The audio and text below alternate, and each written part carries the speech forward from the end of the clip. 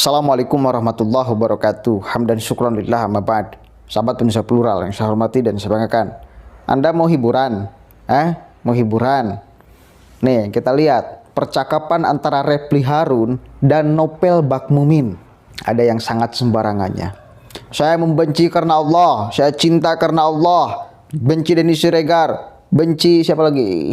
Ade Armando, benci Eko Kuntadi. Karena Allah katanya. Hati-hati lo Anda. Kita simak dulu, nanti kita akan bedah ya. Karena ini bahaya. Kebencian Anda mengklaim atas nama Allah. Ini bahaya. Kalau tidak sesuai nih. Kita cek dulu percakapan gebleknya nih ya. Saya ingin tanya terakhir ini begini, kalau ente jadi penguasa, jadi presiden katakan, atau wakil minimal, apa yang ente bayangkan? Yang pertama saya bayangkan adalah penegakan hukum. Oke. Penegakan hukum itu karena hukum menjadi panglima di negara Indonesia ini, karena kita berdasarkan dasar sumber hukum adalah Pancasila. Tentunya hukum yang berketuhanan yang Maha Esa.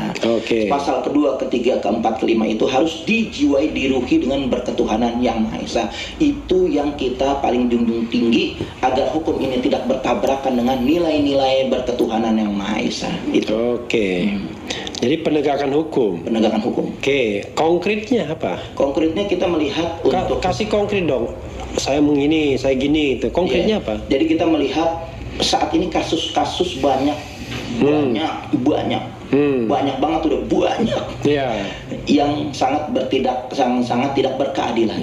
Misal penistaan agama ini laporan menumpuk, hampir 20 laporan penistaan agama. Ente itu akan proses. Begitu walaupun para koruptor. Koruptor itu akan kita kedepankan untuk kita habisi. Dengan penjara yang sebesar, kalau perlu hukuman mati. Jangan dipotong tahanan, hukuman mati. Dengan hukuman mati. Begitu juga ulama-ulama yang dikriminalisasi harus dibebaskan. Karena dasarnya lahir Pancasila itu ada rumusan ulama, warisan ulama yang 350 tahun sebelum ada NKRI, sebelum ada TNI, sebelum ada Polri, ulama yang berjuang untuk ulama yang dikriminalkan siapa? Habib Rizik satu. Siapa lagi? Kemudian Kiai Sobri Lubis, ada Habib Idrus, Muhammad Suradi, udah Ubaidillah, ada Haji Munarman dan lain sebagainya. Loh, itu kan sudah bebas nantinya. Kenapa? Sudah bebas. Kan nggak lama. Ini kan masih di dalam penjara, artinya termasuk mereka lah ya. Termasuk mereka. Artinya kita harus menjaga. Antum akan mendukung undang-undang perlindungan ulama. Itu harus ditegakkan undang-undang perlindungan ulama, karena ulama ini rentan untuk dikriminalisasi saat ini. Khusus kita melihat tadi rezim. Nah, sekarang kan wapres kita ulama. Nah, maka itu. Kenapa saya terpanggil karena apa yang kita harapkan, satu pun tidak ada yang mewakili aspirasi umat Islam. Justru fatwanya saya melihat adalah untuk kepentingan kelompok. Fatwanya berdasarkan pesanan-pesanan kepentingan daripada rezim, bukan berdasarkan statement-statement ini berdasarkan mewakili daripada umat Islam yang saat ini sudah merintih.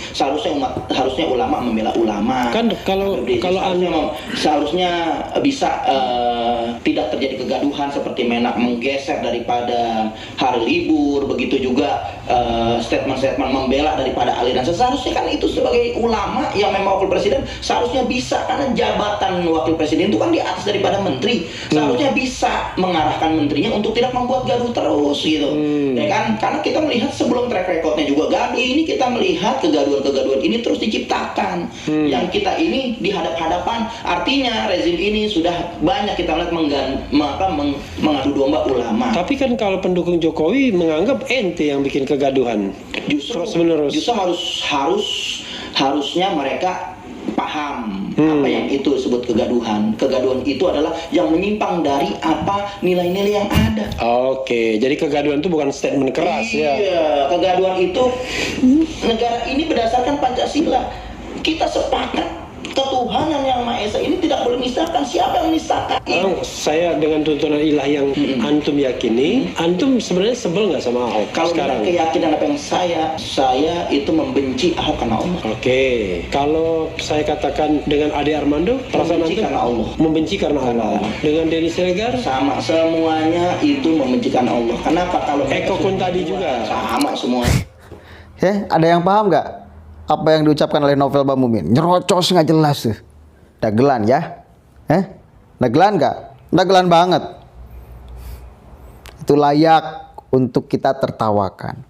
Jangan diambil serius. Poin-poin yang bisa menghasilkan orang menilainya serius, nah kita akan bahas. Nah, ini penting. Pertama, mereka itu golongan Novel Bamumin dan kawan-kawan selalu merasa ya bayangannya Islam dikerdilkan, Islam kemudian dipojokkan segala macam. Aneh. Bayangan dia, bayangan kelompoknya, Islam itu hanya dirinya dan kelompoknya. Ini kan kurang ajar. Di sini juga sudah sangat keliru. Mereka selalu ngeklaim atas nama Islam, atas nama Islam.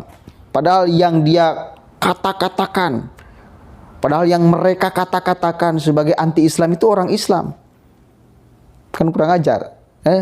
Berarti kan ini sudah kontradiktif di sini juga. Sudah cacat logika, rusak logikanya. Ya, bayangkan dia mengatakan Islam dikerdilkan, ulama dikriminalisasi, Islam dipojokkan. Lalu yang dia tuduh memojokkan Islam, mengkriminalisasi ulama segala macam itu adalah orang Islam. Nggak nyambung logikanya. Makanya jangan klaim. Kalau misal Anda mengatakan nih FPI dipojokkan, FPI kemudian diapakan ya silakan atas nama FPI, bukan atas nama Islam, seolah-olah keseluruhan kan. Enggak dong. Janganlah Anda selalu kemudian memprovokasi masyarakat bahwa Islam itu sedang digimanakan. Enggak ada. Islam tetap aja, Islam sedang dimuliakan mau oleh siapapun. Lalu kemudian yang kedua, memang yang paling dicintai oleh Allah dan selamat keimanannya dalam hadis itu orang yang mencintai karena Allah, yang membenci karena Allah, itu salah satunya ya. Cuma kita kalau mau membenci apapun itu atau seseorang, ini harus dipastikan dulu bahwa orang itu memang dibenci oleh Allah. Artinya dipastikan melanggar ketentuan-ketentuan Allah. Misal orang itu menyembah ya selain kepada Allah. Orang itu muslim tetapi menyembah pohon misal, tetapi menyembah apa itu musyrik. Boleh kita benci, dan kita bencinya itu kemudian bakal mendapatkan nilai plus dari Allah. Ini kalau Anda mengatakan saya membenci Dini Siregar, membenci Ade Armando, membenci Eko Kuntadi karena Allah, apa yang telah mereka perbuat, ucapkan? Hanya perbedaan pendapat. Satu kali lagi, hanya perbedaan pendapat. Perbedaan pendapat itu jangan kau anggap sebagai akan mendapatkan laknatullah. Hati-hati Anda. Jangan kau lalu kemudian ketika membenci mereka Anda klaim sebagai Anda itu wakil Allah, yang Allah pun sama murka kepada mereka, maka Anda ikut murka. Jangan. Ya, karena belum pasti. Bukan kesalahan yang pasti salah di hadapan Allah. Urusan furu'iyah kok. Perbedaan pendapat kok. Jangan-jangan Anda justru yang salah memandang mereka. Jadi hati-hati. Ini kebiasaan buruk mereka itu selalu apapun itu mengklaim atas nama Allah. Benci atas nama Allah. Cinta atas nama Allah. Apa atas nama Allah. Ya kalau memang sesuai. Ini hawa nafsu mereka. Lalu klaim hawa nafsu itu sebagai perintah Allah, sebagai yang sudah mendapatkan legitimasi kebenaran dari Allah. Itu masalahnya. Baik, segala apapun itu kemudian tergantung Allah. Apa ini Allah. Bagus itu memang bagus. Cuma ini Allah atau nafsu Anda? Itu loh. Jadi jangan sembarangan juga. Janganlah Allah dibawa-bawa di dalam kebencian Anda, di dalam nafsu Anda, di dalam emosi Anda, di dalam kepentingan Anda dan kelompok Anda. Itu bos ya. Dikit-dikit Allah. Bagus. Cuma Anda jangan klaim nafsu Anda sebagai bagian daripada yang mendapatkan legitimasi dari Allah. Emosi Anda, kebencian Anda seolah mendapatkan legitimasi dari Allah. Hati-hati. Mudah-mudahan ada manfaatnya. Assalamualaikum warahmatullahi wabarakatuh.